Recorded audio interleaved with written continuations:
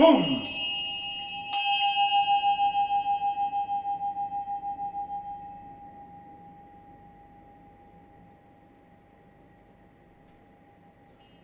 Thundercloud, here at the Australian Poetry Hall of Fame. Washing away the garbage, leaving rainbows after rains. Everyone knows Mum calls me James, but I'm Thundercloud, and I like poetic games.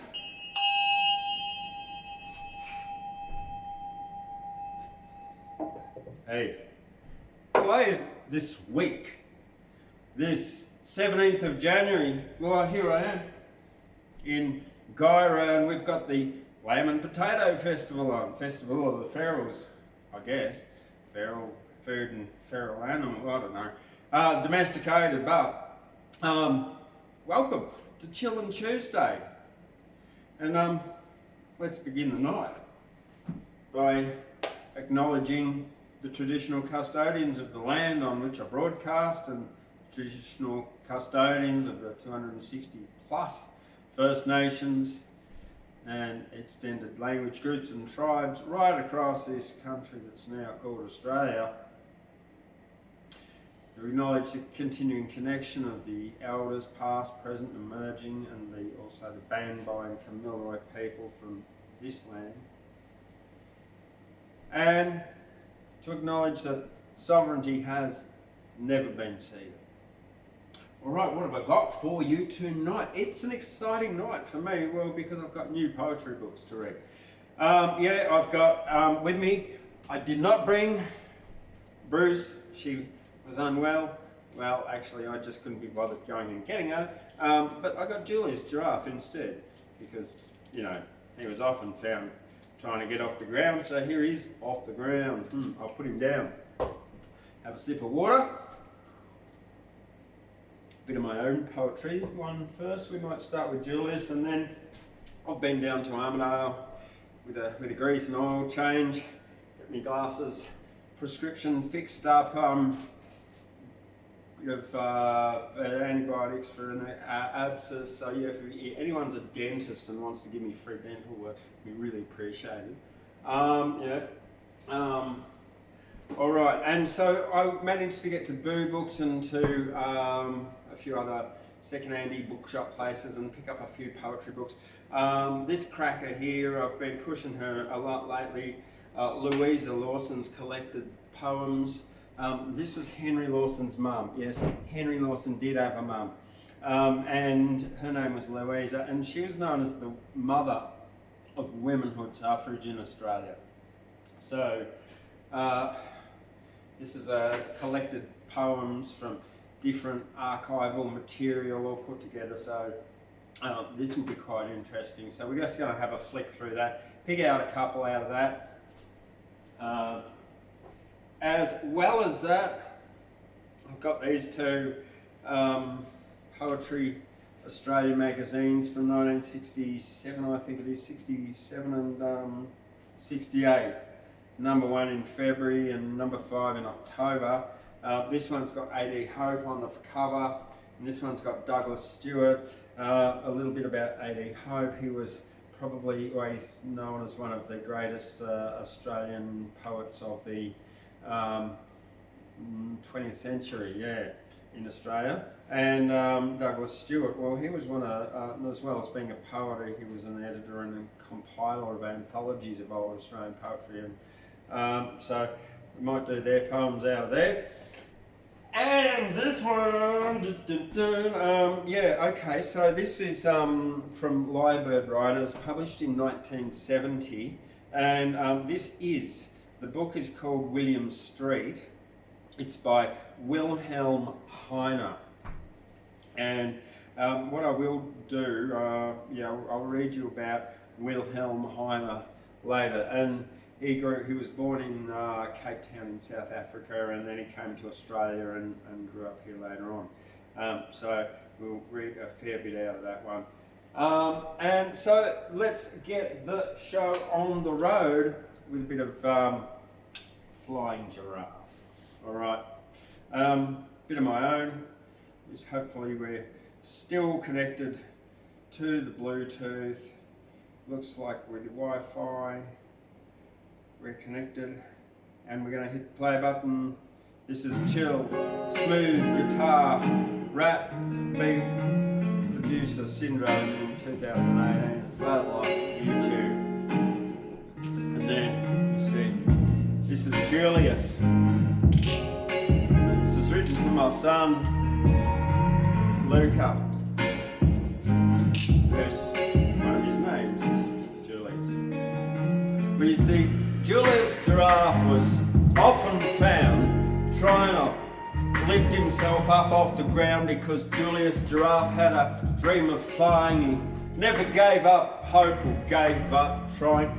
Julius Giraffe wanted to fly, so he plotted, planned, calculated and applied, but no matter how much he flapped his legs around, Julius Giraffe never got off the ground. Julius Giraffe decided to see if he'd fly like a bird, if he'd jump from a tree, but Julius Giraffe wasn't a goat. His chance of climbing a tree was quite remote. Well, the baboon yelled out, "Julius, giraffes can't fly. No matter how much you try and you try, Julius Giraffe, you've got a long tongue, very long neck, long legs. You can run across the savannah and the wide plain. Giraffes aren't meant to fly. I'm just saying a giraffe isn't a bird, it isn't a fish, nor is it a bacteria in a lab petri dish. Julius Giraffe, you're tall and you're grand, you can see far and wide across this here land. Your skinny giraffe legs weren't built for flying. Give up on your dream before you die trying." Yeah, come on, you'll never do it. Never, no. Well, Julius Giraffe wasn't looking out. Didn't see the poachers lurking about. Next thing he knew, Julius woke up in a cage on the back of a poacher's truck. Well, he cried for his family and the baboon and the rain on the plain. During the monsoon, he was stolen from Africa, taken away, put in an aeroplane. Well, he flew that day. The moral of the story, get this, be very discerning for what you wish. Well, the plane suffered engine failure, went into a dive, the pilot bailed out. Well, he wanted to stay alive. What's going to happen?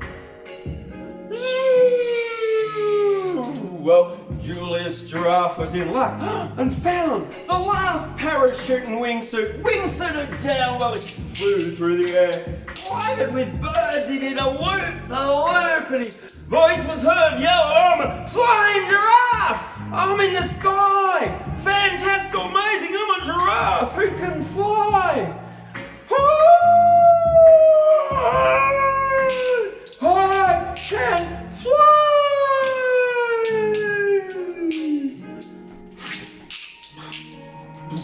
He landed beside the baboon in the tree. I didn't give up hope on my dream and I flew free. It was unexpected. I didn't have to try. I never gave up hope and I got to fly because I never gave up on my hopes or my dreams, and they came true in the most unexpected way it seems. I'm a flying giraffe.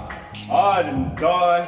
My dreams all came true and I flew in the sky, said Julius the Flying Giraffe. He flew through the air, glided with birds. He looped the loop and his voice was heard. Yeah, I'm a flying giraffe! I can fly!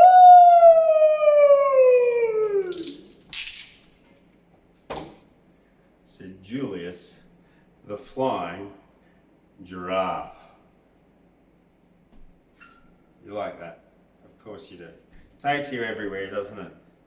So this is my little mate. Never give up on your hopes or your dreams, my mate. It's about what you can become, not what you are or what you have been. Lots of love to my son. Okay, let's move right along now. We might chill a bit and I might sit down and take a seat. I better move that and I might bring the camera in a bit for you. Here we are, getting nice and close and intimate. Here we are, panning down radio. Boom, and Thundercloud is back. Yes, he is. Right. Let's start with Louisa Lawson. Alright, collected poems. Edited by Leonie Rutherford and Megan Ruffley with Nigel Spence, the Centre for Australian Language and Literature Studies. 1996. But, oh goodness gracious, she was well and truly gone before that. Alright,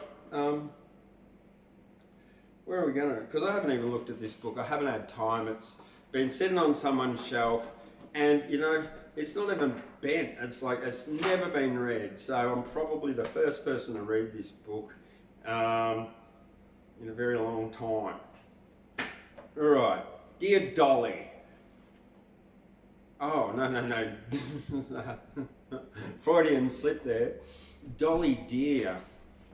Number 7. All right. So there's obviously a 1, 2, 3, and a 4 there. We'll do Dolley dear number 1. Oh, Dolley dear, don't wiggle so. Sit still a moment, do, while I put on your petticoat and pull your both arms through. We're doing to have a wheelie tea with things not made with mud, and you can come and sit with me as long as you are good. Mama has done my hair in curls and tied it up with blue. There's doing to be a lot of girls and little good boys too. Oh, Dolley dear, won't it be grand? 2 birthdays, just think, 2. For Grandma's 4 years old today, and I am 82.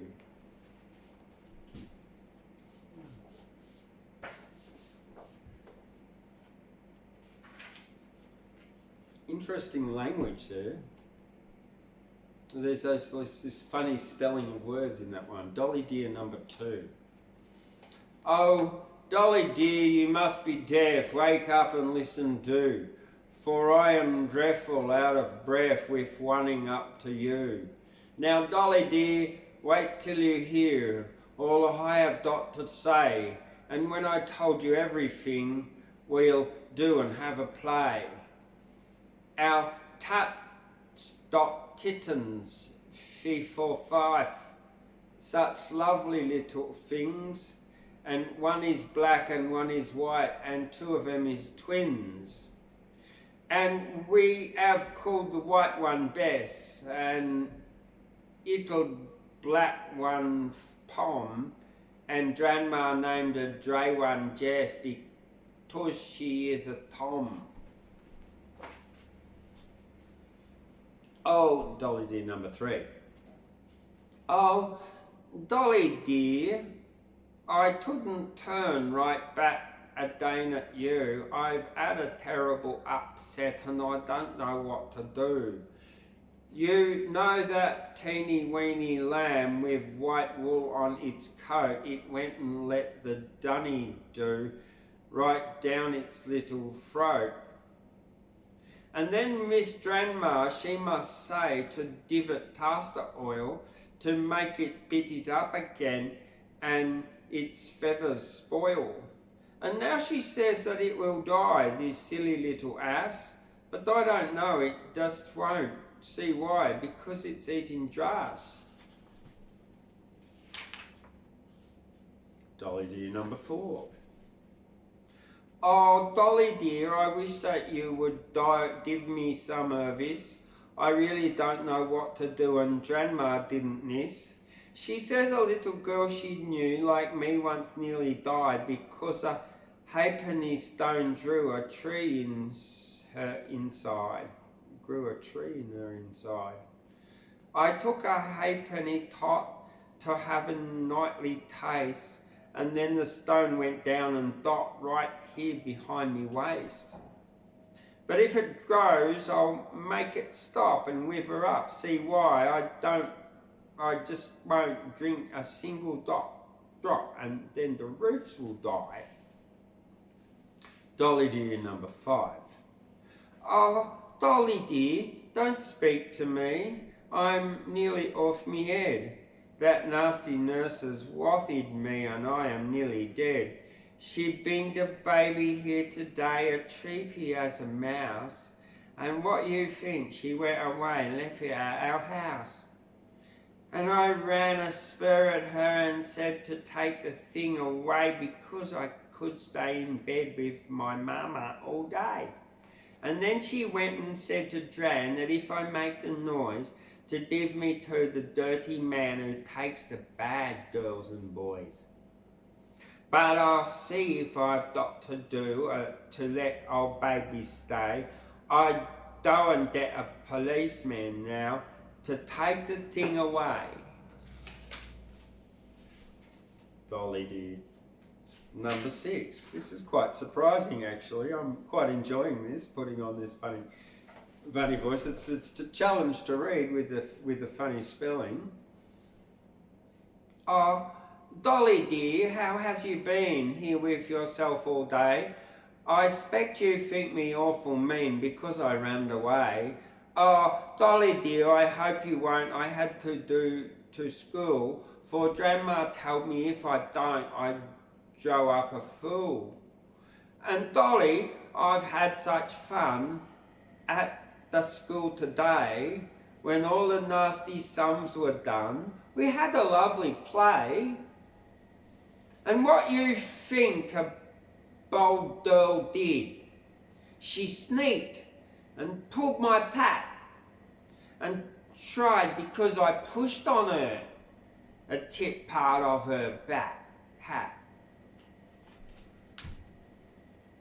Dolley dear number 7. Oh, Dolley, I thought something new, and that is why I came.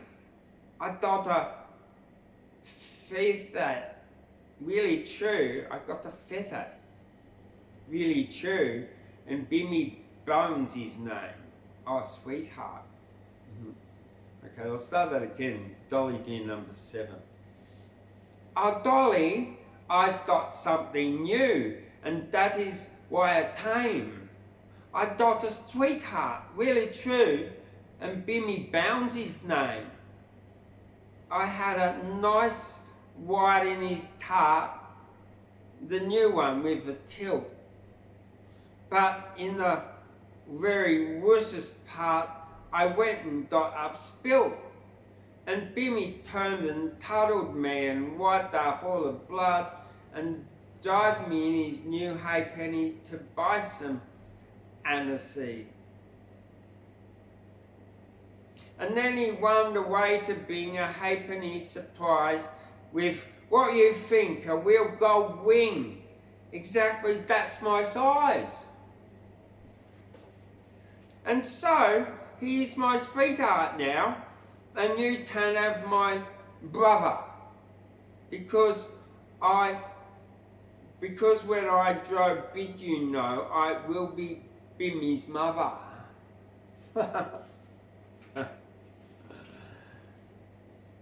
Dolley dear number 8. This goes on for quite a while, but not that long. 16.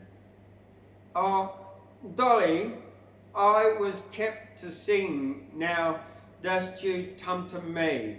I want to tell an awful thing that Grandma told to me. She said she saw. Now, don't get pale.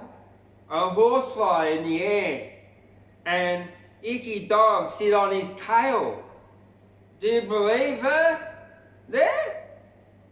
I told her, was the dog our own? And was the horse a mare? And how the icky dog sticked on right up in the air. And then she laughed and couldn't put the china things away. So then I cried and stamped my foot and wouldn't run and play. And Grandma said she think that I squealed like little pigs. And so I went and told her why, 'cause she was telling fibs. Dolly dear, number 9. I'm going to have a glass of water.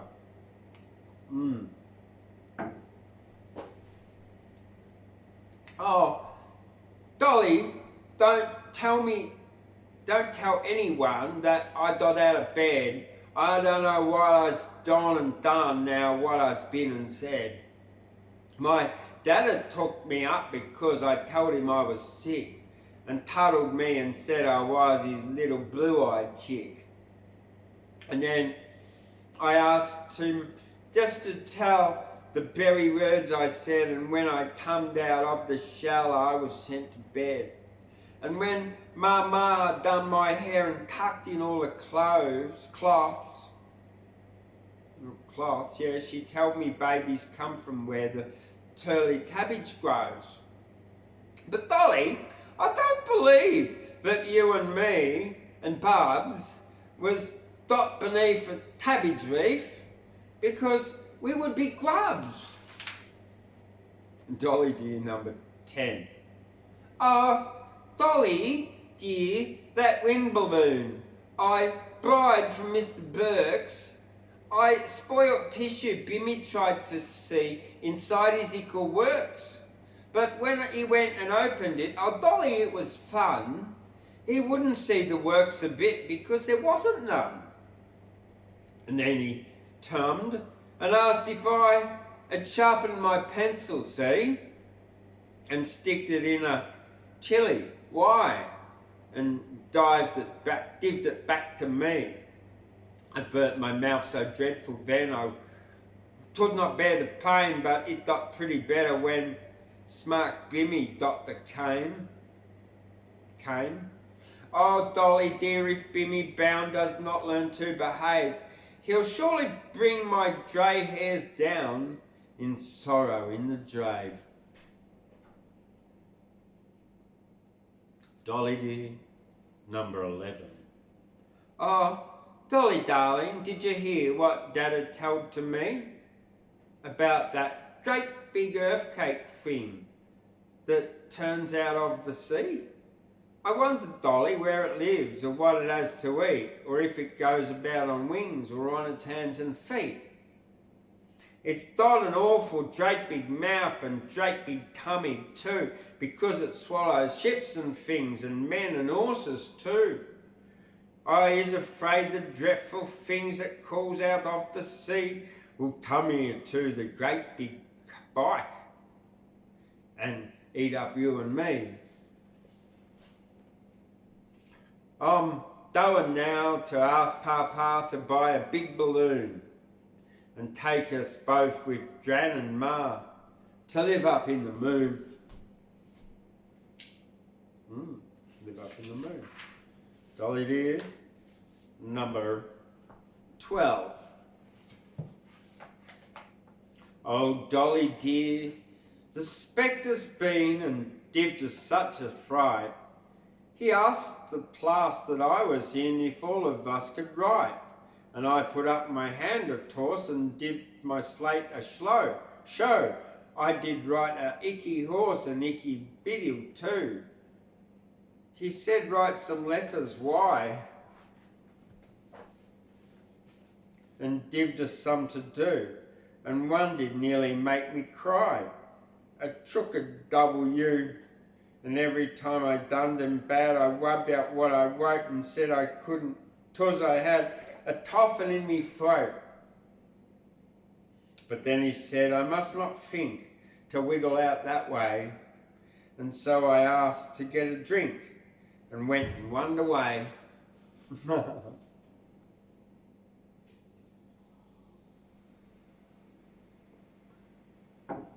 Dolly dear, number 13. This is the poetry of Louisa Lawson, Henry Lawson's mum. Oh, Dolly dear, I've come to say I feel so awful bad. I had the baddest luck today as I have ever had. When I went to the kitchen, I found something in a cup and thought it was a custard, why, and so I tucked it up And when I drink the little bit I had an awful thought it was the mustard they had got for sandwiches tonight. And Penny is tummin' too, and they will soon be here, and I don't know what to do. My tummy feels so queer. But if they tell a thing to me because they said they would, I debt my penny box and we will run away for good. Dolly dear, number 14. Oh, Dolly dear, on your berry life, oh, Dolly, on your berry life, don't breathe a word from Mum, but tell me, did you ever hear your grandma tell a trum? I wondered if I prayed, would Dad send something down on me, and Grandma said, in Torsey wood, in just you wait and see. I prayed that Dad would send me down a nice long grey moustache, because I wanted Bimmy Brown to wear it at the much. But when I won right home from school to see the postman come, I felt just like an equal fool, because there wasn't none. So then we left the soldier play and both went on the swing, and I told Bimmy she must be a nasty, deceitful thing. Dolly dear, number 15. Oh, Dolly dear, you know that dog we buy at Mr. Jarp's? Well, what you think, it's Don and Dot, a great big Dutch of pups. And just like little scoby ducks with nothing on for beaks, there must be 100 there to go by all the squeaks. I tried to count them only, but she wouldn't let me see. She got right up and showed her teeth and made a face at me. But when I do just near the place, she would not let me stay. She trails and gets red in the face and makes me run away.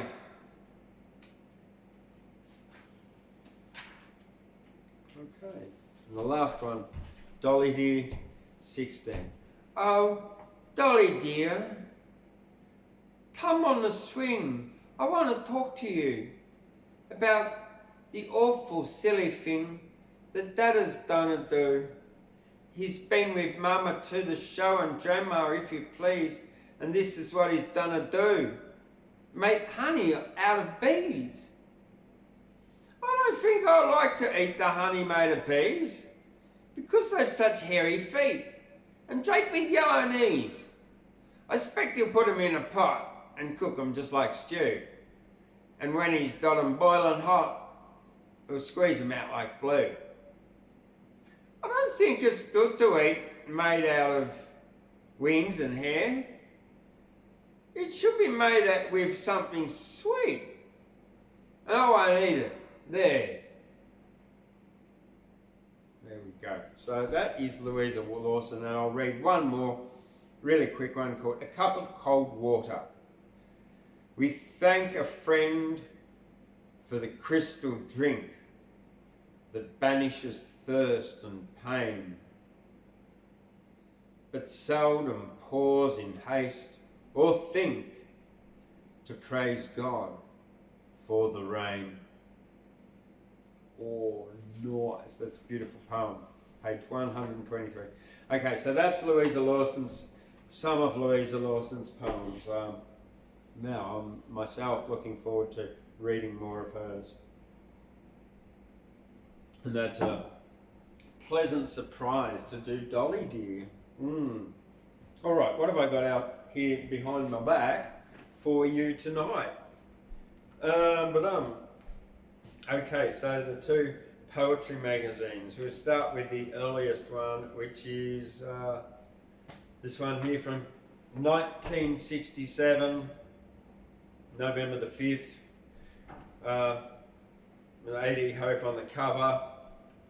So the editors are the editors Roland Robertson, W. Hart Smith, E.A.M. Coleman and J.M.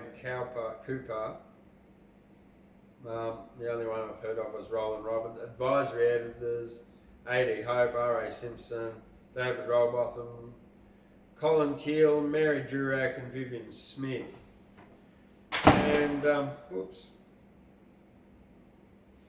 And, yeah, I'm going to read to you tonight out of this one, A.D. Hope's poem, and that's on page 6.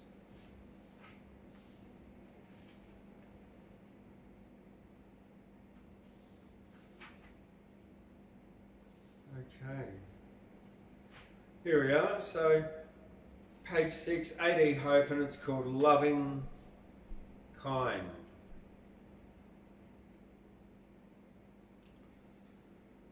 Loving kind went by the way, hapless, loving kind, up and down by night and day, her true love to find, roving eye and nimble tongue, all her paths pursue.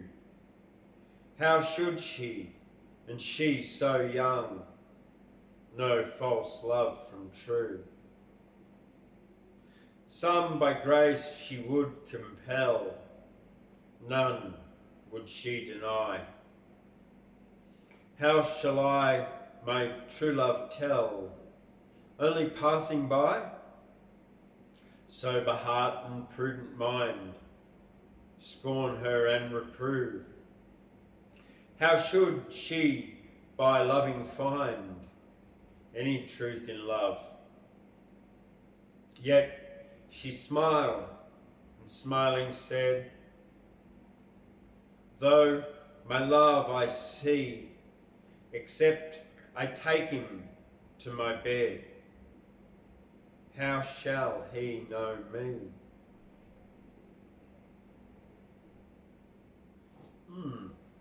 A.D. Hope there, yeah, lovely bit of poetry by him, and it only appears that he's got one in here. Yeah, that's it. All right. So, but there are plenty of other authors in here.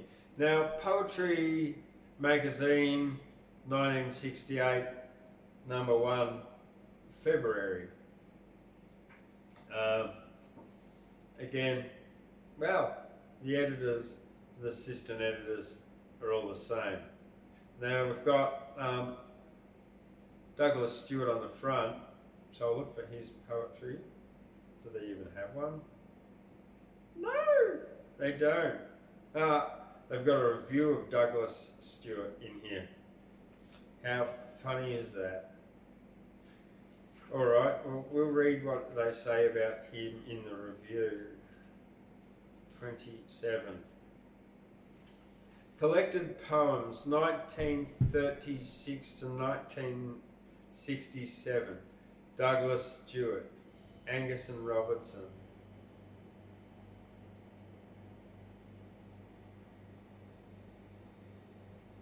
Well, it's just a big long review. Some of his poetry things. So, I have a tree's tongue now, and speak for stone, and cattle's bony moods I've made my own.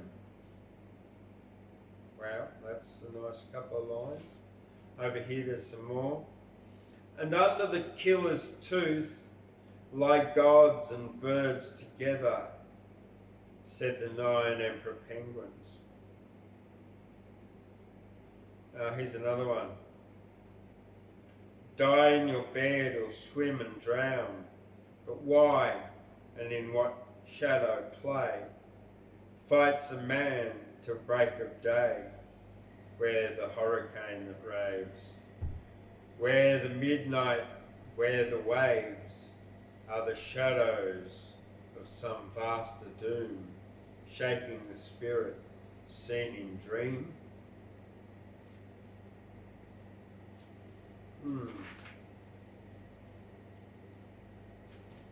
Here we go.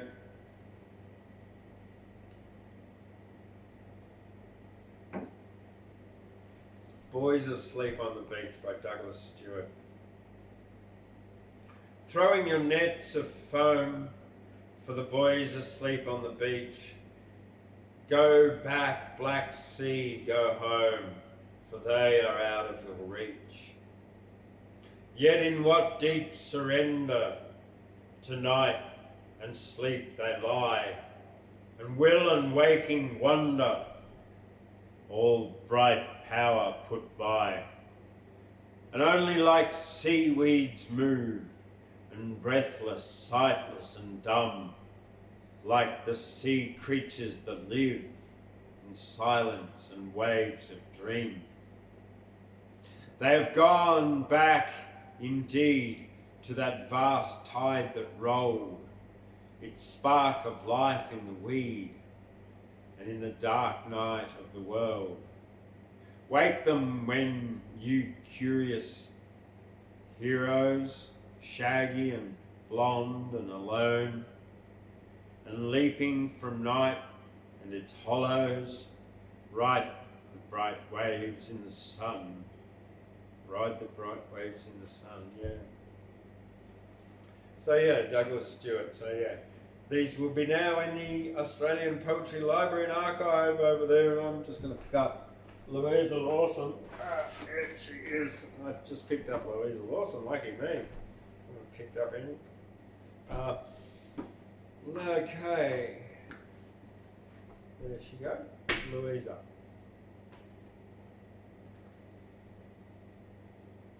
Now, finally,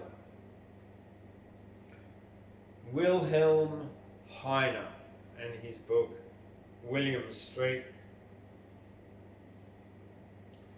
Wilhelm Hiener, born in Cape Town, South Africa in 1926, is, in spite of his age, so this would have been 1970, a younger Australian poet. He's been in Australia only 7 years. So that would mean he got into Australia in 1963. Since 1966, his work has appeared frequently in Australian literary and historical publications, and his poetry indicates that he's travelled in Africa, Australia and the Pacific Islands. The content of his work is unique, since it incorporates the classics and his Afrikaner background in a series of impressions which are new to Australian poetry. William Street is the second collection of poems, and he has edited A Burglar's Life, the biography of a Tasmanian convict. Okay, yeah, so this was, well, it's got 1970 on it for whoever owned this before. Lyre-Bird Writers, published with assistance from the Commonwealth Literary Fund. So 1970 is the year I was born.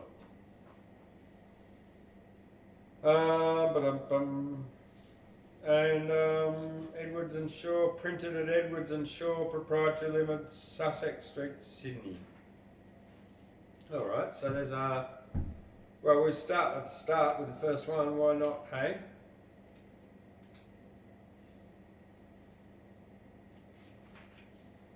This one's called Departure.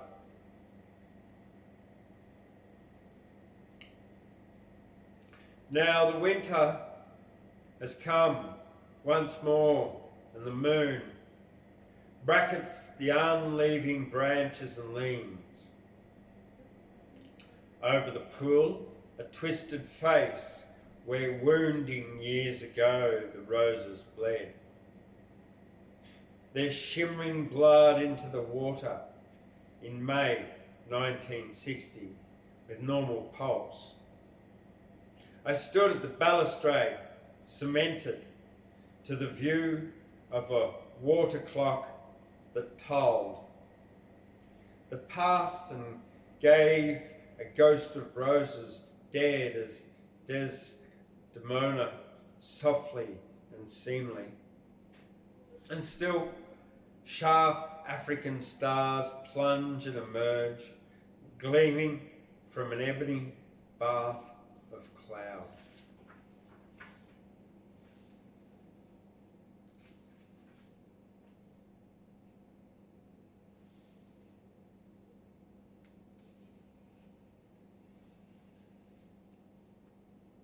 Ascara's Grove. Well, that doesn't make, no, this one here, Eternity. The teacup she broke, and the lottery she failed to win by only one number. These are some of the reiterated memories of my grandmother when she was, I suppose I could cruelly senile, or perhaps senility is not quite the concept. Perhaps memory has conquered logic, and great events were planets in a darkening sky. And when they were girls, they used to walk, and she and her sister, among the plum trees in the orchard. And they looked up into the leaves like insects up at Adam, and saw the purple fruit imperfectly concealed. They spoke secure in the arboreal cave of lovers longed for. At once, in 1917, they wondered out loud, oh, what has become of John Heath? He had such expressive eyes. What has become of him? Then, from above, among the branches, God or Adam spoke in round reply. He's gone, gone to eternity. They ran, crumbled in tight skirts from the cave of trees. They ran, cucumbered in tight skirts from the cave of trees. Yet, who was in those branches, God or gamester? The broken teacup tinkled in her brain.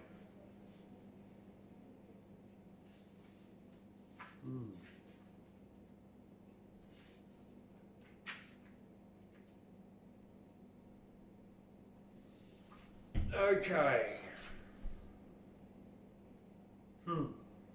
This one's called Bring Back the Lash. You wanted to bring back whipping, okay. Bring back the lash, turn back the clock, and drag the criminal from the dock. Only a hanging can assuage a vengeful people's righteous rage. Eye for an eye, tooth for a tooth. We can deal with delinquent youth. Let 'em feel policemen's fists, then birching by psychiatrists. Bring back the lash, lop off their ears, whip the whores and brand the queers, castrate the rapists, sterilize, and peeping toms pull out their eyes. Sever thieves' hands and liars' lips. Free them of sin. We'll get to grips with social problems. Amputate, brand, scourge, cleanse, annihilate.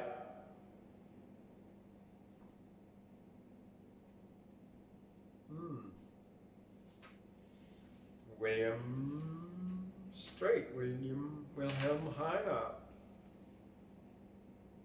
Here we go. On his mistress.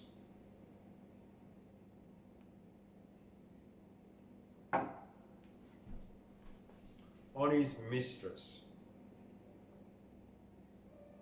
The more conceited poets with eclat commend their victories and pain words for beauty's whoredom. And schoolboys contemplate the modicum of verbal tribute. So long lives this, and this gives life to thee. But here, upon the toilet wall, a new, long-sated swain erects a monument in bold graffiti, whose tribute, much less coy and fey, will last until the cathartic paint dissolves his pen. Sue Bennett is the finest screw in town.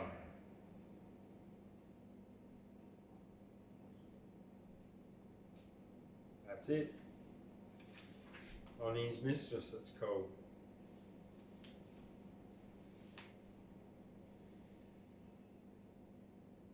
Sunrise. Bewildered by the whiplash wind, a wave stampedes in herds of spray. The cowboy's son swings rainbow rope to lasso, spindrift round the bay. The brown rocks clench pessimistic fists and punch away auras at the skies. I clamber up the dripping cliffs, wiping the colour from my eyes. On level ground I leave my feet to reel their cinematic way, and God's commercial paraclete invokes a psychedelic day. Okay, very interesting. We're on here, Rasputin. Rah, rah. No, it's not like that at all. All right, so we got Italian tour. There was so much sunlight, too many trees, unusual in shape. We felt ill at ease and found the landscape somehow suggestive. Oval cypresses and umbrella pines. I lost my detachment, became restive. Plagued by rising buttocks and curving spines, which gleamed where a dark surrounded tree quivered erect from the impudent earth, but dismissing these mirages hurriedly, I spoke of our vicar and the virgin birth. Well, Wilhelm Hiener, William Street, and I've got one more here from myself before we finish up for the night. Okay, it's one of my most recent ones, one or two. We'll see how we go in finding them.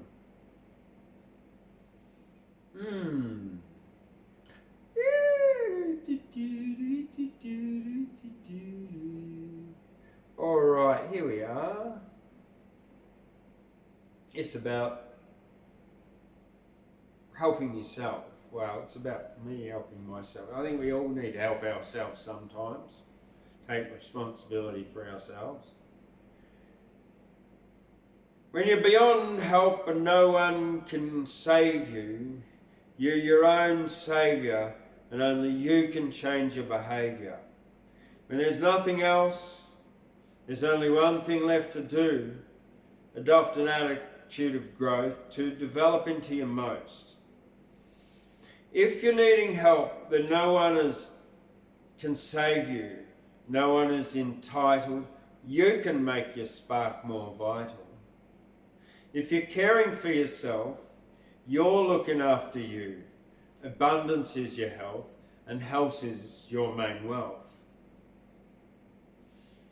When you need to move, I'll kick you in the nuts in a loving way.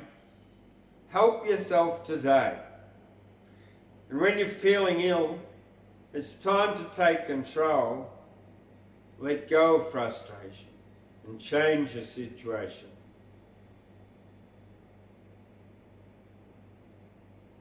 Okay. Oh, I like this one. Tiny. I haven't got a title to this one. It was written 23 hours ago. Tiny window to my soul. I look inside of you, and all I see is the whole universe in view. a holographic expansion, as above, so below. Keep your feet on dancing, moving fast and slow. My heart beats a rhythm, feeling in iration. Oneness has no schism, just a fine vibration.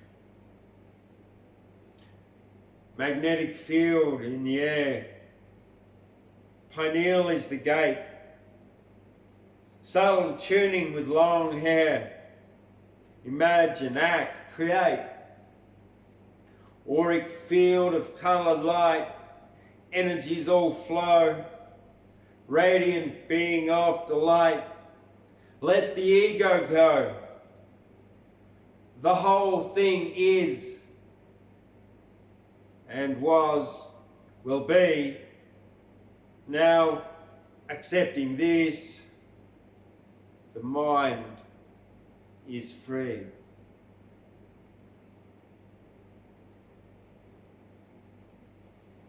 Yeah, that's interesting, hey? Or where that sort of takes you. It's I could almost do it again. But I don't know. Well, I know. There are many things in this world that I don't know. Like, why is fast only fast when it's relative to slow? And why does cat start with C and kit start with K? And in the cold Siberian winter, what kind of games do children play? When you get engaged, why do women get a diamond ring? And why are so many people afraid to publicly dance and sing? Why did the giants go extinct? How does a yowie hide? Why are so many people scared of the sun and never go outside? Why do people self-harm? And why do they self-abuse? Why don't people take responsibility for action and always make an excuse? I really have no idea how magicians do their tricks, nor why many do not see the control system of the matrix. But there's a lot I do not know, like how to stone a crow. But I know my words can flow and undercurrent, undertow. I know my words can change the world when they're read or heard, the power of hope and transformation of written spoken word. I know a factor's actual and hearsay and programming forms belief, and discerning a rational belief from fact saves a lot of grief. I know there is a mind, there's a rhythm, movement, vibration. There's a boundless field of energy full of holographic information. There are countries and governments, but on earth we're all one. I know a positive attitude brings success and makes life fun. I know the things I know, or I also question what I know. I know what I don't know. I don't know what I don't know. If I drop an apple, I know gravity takes over. I know I once found four-leaf clover. I found 21 horseshoes and an ancient crowbar. I know your airbag will go off if you hit a cow in your car. I don't know what people get from when they go to church.